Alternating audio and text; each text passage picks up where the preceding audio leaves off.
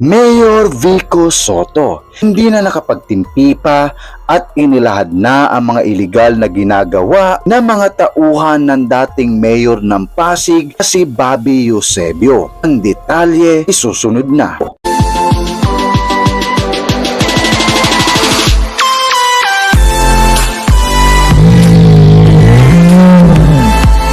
Please subscribe your Paranormal Stories.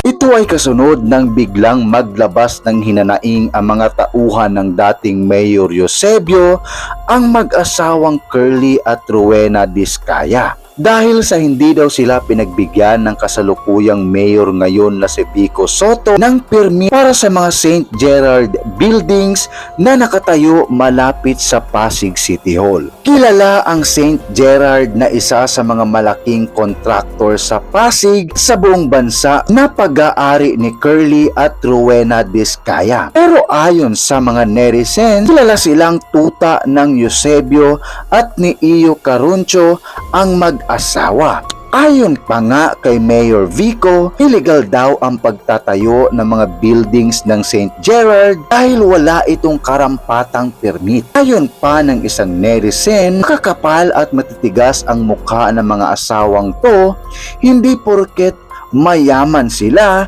hindi na sila sakop ng batas. Lakas daw ito manira kay Mayor Vico noon pang 2019 at 2022, puro talo kasi mga kandidato nila. May balak pa raw itong pumasok sa politika, kaya nakikihalubilo sa mga kapitan at ilang konsehal sa Pasig. Kadyos daw ang palabas sa publiko, ngunit sa simpleng permit, hindi sumusunod sa batas. Salaysay pa ng butihing mayor ng Pasig na si Vico Soto, pasensya na kung sinasa publiko ko na ito. Pero sa palagay ko, mas mabuting inilahad ang lahat para na rin sa proteksyon ko. Dahil ilang beses na akong binabaliktad ng iba dating sa mga bagay na katulad nito. Lagi niyong sinasabi sa mga tao na pinahihirapan o iniipit kayo. Di niyo ba naiisip na baka nahihirapan kayo sa ibang bagay dahil may mga mali kayo? Sample number 1. Sabi niyo sa comment may inutusan kayo ng LGU employee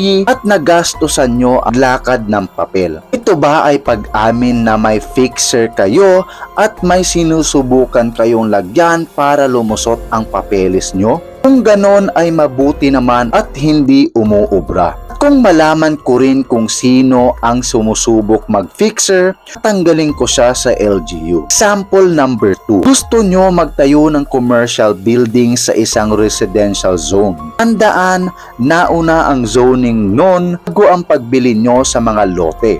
Comment nyo parang obligado ang mga Pasigueño na baguhin ang zoning para sa personal na interest ninyo.